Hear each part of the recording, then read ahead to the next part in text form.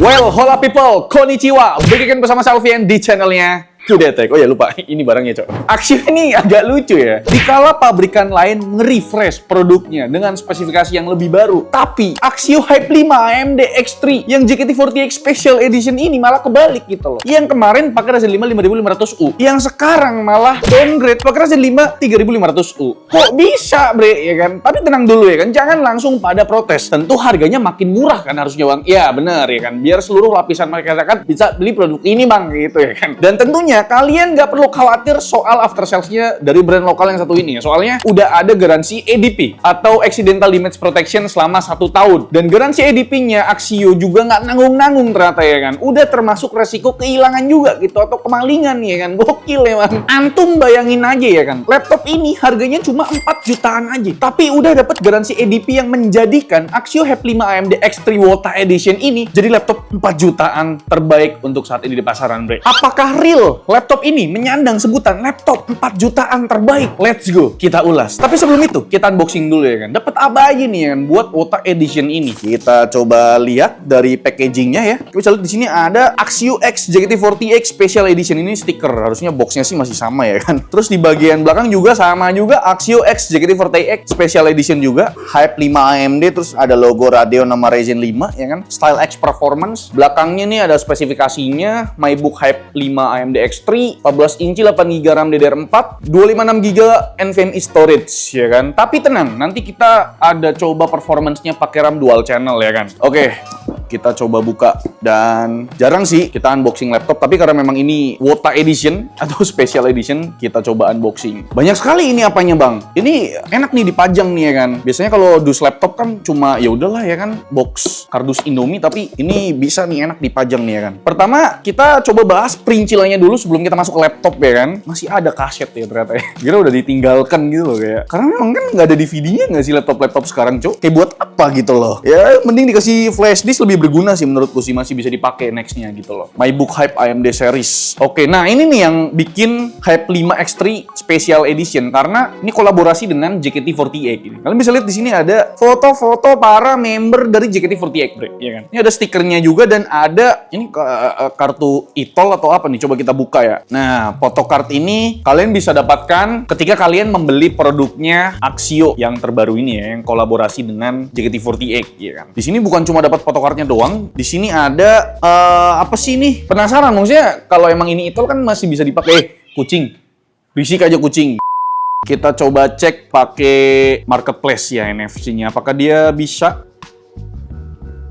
Atau ini flash ya? Ternyata ini bukan kartu e-tol, ini cuma sekedar photocard dikumpulin kali ya. Kayak dulu waktu JKT48 collab sama Poki ya kan. Nah, ngumpulin stiker juga bro. Foto-fotonya yang paling susah dicari itu kalau nggak salah Melody ya. Rare itu, rare edition tuh bro. Coba kita scan di sini ya. Iya, ternyata bukan ya. Saya berharap sih e-tol gitu loh, bisa dipakai gitu kan. Wah, keren banget kalau e-tol ini, Cok. Ini saya ngomong sama Axio, ini tolonglah, ini e-tol dong. Cuma kasih saran aja, Pak. Oke, next. Ini stiker isi, sumpah aku nggak tahu, Cok. Ini member-membernya siapa aja, udah lupa.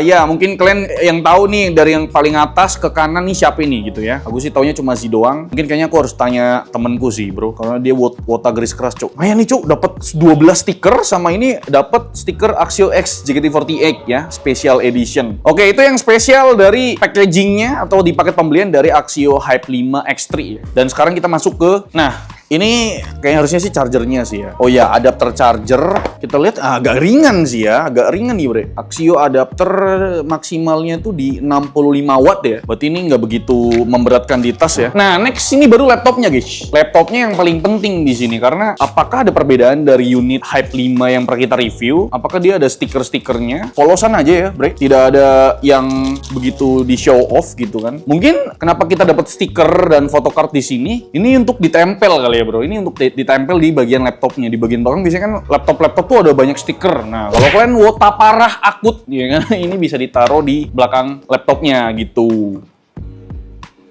Nah, oh ini dia laptopnya.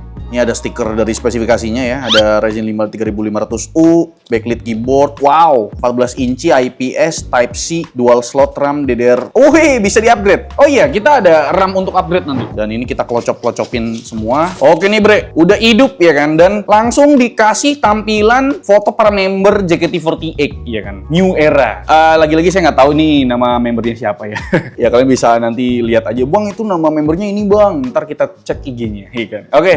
Oke, sebelum kita upgrade RAM-nya, karena memang kita mau ngetes RAM dual channel juga ya, sekarang kita lanjut bahas unit Axio Hype 5 X3 ini lah ya kan. Secara desain, ini masih plek-ketiplek sama Hype series lain ya kan. Tetap tampil santuy, minimalis, nggak kayak box-nya ya kan, yang Hype abis ini ya kan. Palingan aku mau mention lagi hal-hal menarik dari desainnya Hype series Axio ini, Bre. Pertama, soal heritage of power button masih dipertahankan di sini ya tuh. Di pojok kanan atas tuh ada tombolnya respect. Terus webcamnya juga udah dipunya privacy shutter yang terkadang di laptop belasan juta belum tentu ada, Bre. Terus kelengkapan portnya juga majreng, Bre ya. Dapat 4 USB port yang salah satunya adalah Type C full function, alias bisa dipakai buat ngecharge juga nih, gokil ya kan. Keyboardnya di sini juga dikasih backlit biar nggak typo kalau ngetik malam-malam gitu loh. Nah, buat kelasan laptop entry level, ini di atas standar sih menurutku ya. Perihal layar juga cukup nice dengan rata-rata akurasi di bawah 2 delta E. Rasio kontrasnya juga oke nih ya, di atas rata-rata panel IPS. Tapi soal brightness-nya, minimumnya tuh masih nggak terlalu redup, dan maksimum brightness-nya masih di angka segitu-gituan aja, sekitar 250 nits gitu. Jadi ya kurang cocok dipakai buat outdoor gitu ya, apalagi terik matahari. Terus buat coverage gamutnya masih rendah sih ya, cuma sekitar 65% sRGB, dan buat hinge-nya atau di bagian layarnya ini bisa sampai 180 derajat, Bre. Jadi bisa meminimalisir terjadinya patah engsel kalau ada bocil gitu tiba-tiba jedak gitu kan nih. Nah, sekarang kita ngebahas spesifikasinya, Bre. Tapi sebelum lanjut mau disclaimer dulu ya, soal RAM atau memorinya. Secara default RAM-nya tuh terpasang adalah satu keping RAM SODIMM ya kan, DDR4 3200 MHz dari brand VisiPro yang notabene masih satu grup sama Axio. Nantinya kita bakal adu ya performa antara RAM 8GB single channel, RAM 16GB single channel, dan RAM 16GB dual channel. Seberapa besar sih ya selisih performanya? Buat yang mau upgrade RAM laptop yang pakai platform SODIMM, berikut tutorialnya, Bre. Kita coba upgrade nih, kita shutdown dulu ya. Oke, sekarang coba kita upgrade RAM-nya, dan oke, Bre, baut terakhir sudah terlepas. Dan mungkin kalian tanya, Bang, ini emang nggak papih gitu dibongkar gitu, terus garansinya gimana nih, Bang? Garansinya aman sih, Bro, karena kemarin kita udah dikasih tahu juga sama bosnya Axio gitu kan, kalau kalian mau upgrade RAM-nya sendiri itu bisa gitu ya, nggak menghanguskan masa garansi gitu. Oke, ini dia untuk boardnya, teman-teman. Baterainya cuk panjang sih, cuk. Ini hampir memenuhi setengah laptop ya, hampir 40% lah ya. Dan kalian bisa lihat nih, segelnya banyak banget ya. 1, 2, 3, 4. Itu yang nggak boleh dibongkar ya. Kalau kalian upgrade SSD atau RAM doang mah masih aman, karena tidak ditutupi segel gitu ya. Tapi sayang sekali nih untuk kipasnya, kenapa nggak dibikin full aja gitu ya? Ini kalau dibikin full sih nice banget sih. Oke, ini dia untuk slot RAM-nya masih tersisa 1. Kita coba cek untuk RAM yang satunya lagi. Wah, ada thermal pad-nya, cok. Di sini, cok. Yo, SSD-nya juga dia di samping dari slot RAM-nya ternyata, Bre. Tapi di sini tidak ada slot SSD tambahan sih harusnya sih. Iya, aku kira nih tadi slot M.2 ternyata ini untuk fleksibel ya. Thermal pad-nya di sini nggak nyentuh apa-apa. Agak aneh sih. Dan kita udah nyiapin RAM 8GB, kita ada RAM 16GB single juga, nanti kita tes ya. Kita udah siapin juga performance-nya gitu. Ini kita mau ngasih tahu cara upgrade-nya gitu. Tinggal pasang aja pasin sama posisi garis sama dia punya lekukan RAM ya. Tuh, enak kalau misalkan laptop kalian itu masih pakai form factor SODIMM gitu, karena masih bisa di-upgrade RAM-nya. Terus sampai ditekan aja, gentle aja, sampai bunyi ceklik gitu loh. Artinya sudah terpasang. Sangat easy sekali bukan? Kalau mau ngelepasnya tinggal dorong keluar arah luar ini untuk besinya, dilepas dan tarik. Udah, segampang itu untuk upgrade RAM. Langsung saja ya kita pasang lagi ya, karena memang kita cuma mau upgrade RAM atau mungkin mau ganti storage gitu, karena posisi slotnya tuh berdekatan ya, samping-sampingan. Nice, sudah selesai, Bre. Kita hidupkan kembali dan kita lihat apakah RAM-nya sudah terbaca dengan baik di sistemnya, teman-teman. Oke, Bre, ini udah hidup ya, udah muncul para foto-foto membernya JKT48 ya kan. Kita coba cek di XDiag apakah sudah terbaca. Nice nih di bagian memorinya ya, 16GB RAM lah ini, 16.384 MB ya. Oke, dan kita lanjut ya. Sepertinya yang ku mention di awal, Bre, prosesor si kawan ini ya kan pakai Ryzen 5 3500U.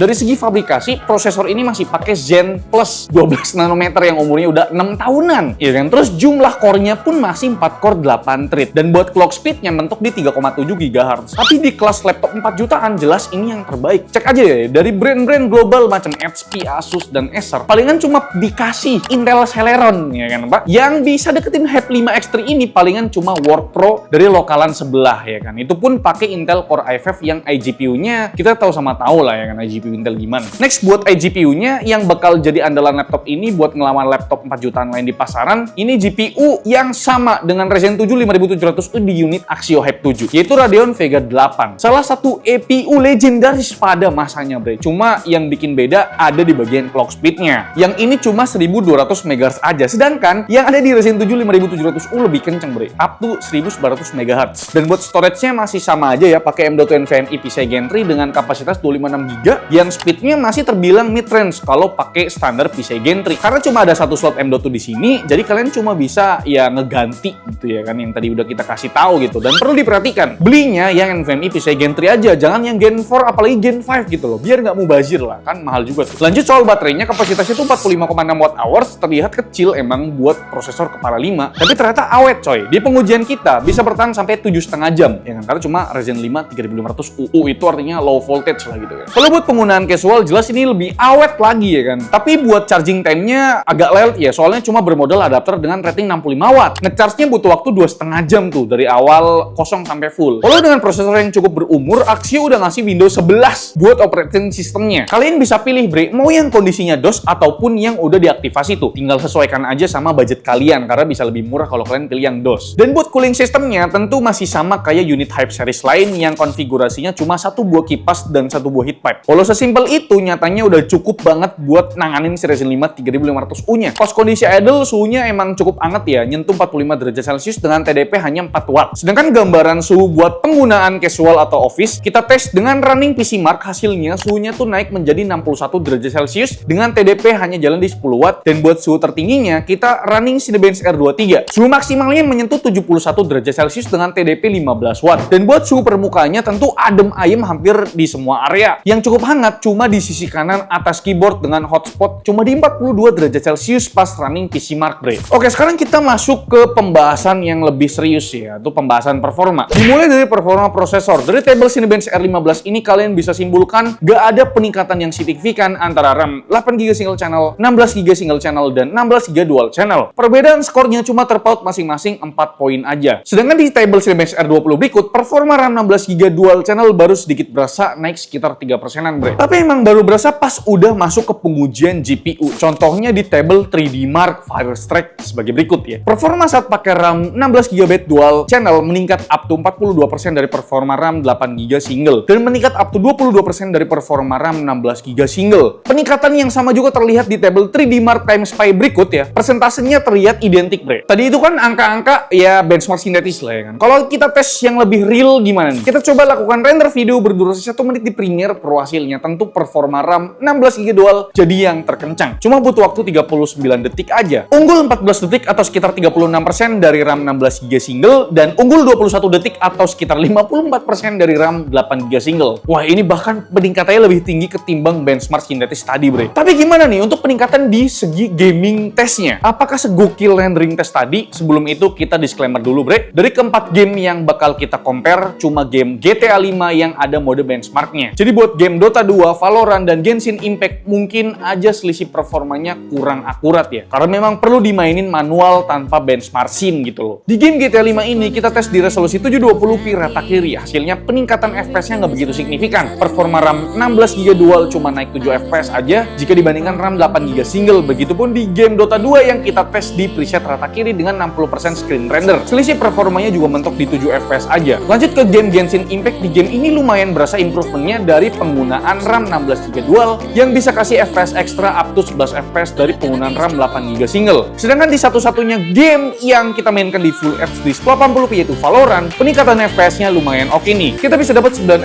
FPS ekstra dari penggunaan RAM 8GB single. Jadi itu dia kira-kira pembahasan laptop 4 jutaan terbaik saat ini. Apa kalian setuju? Mungkin kita sedikit lupa buat kasih gambaran perbandingan performa dengan laptop 4 juta lain ya kan. Kita cuma ada datanya dari Core i5 1035G7 yang dipakai dari brand lokal sebelah. Performa Ryzen 5 3500U di Hype 5 X3 5X3 ini masih unggul sekitar 4%-an, bre. Jadi udah mutlak ya, Hype 5X3 ini emang laptop 4 jutaan terbaik saat ini. Soalnya kan kalau ngomongin laptop 4 jutaan dari brand internasional, udah pasti cuma pakai Intel Celeron yang kita sama-sama tahu lah level performanya masih di bawah Ryzen 5 3500U ini. Jujur aku pribadi agak kesusahan buat cari poin minus dari laptop ini, bre. Sebab harganya itu cuma 4 jutaan doang. Udah gitu dapat garansi EDP selama 1 tahun pula. Dan gak ketinggalan dapat koleksi photo pack-nya GT40X dan juga dapat stikernya dan juga dapat apa nih? Kartunya, ya kan? Ya mungkin bakal jadi barang langka di 10 tahun mendatang gitu loh. Jadi kira-kira itu dia ulasan atau review dari kami mengenai Axio Hype 5X3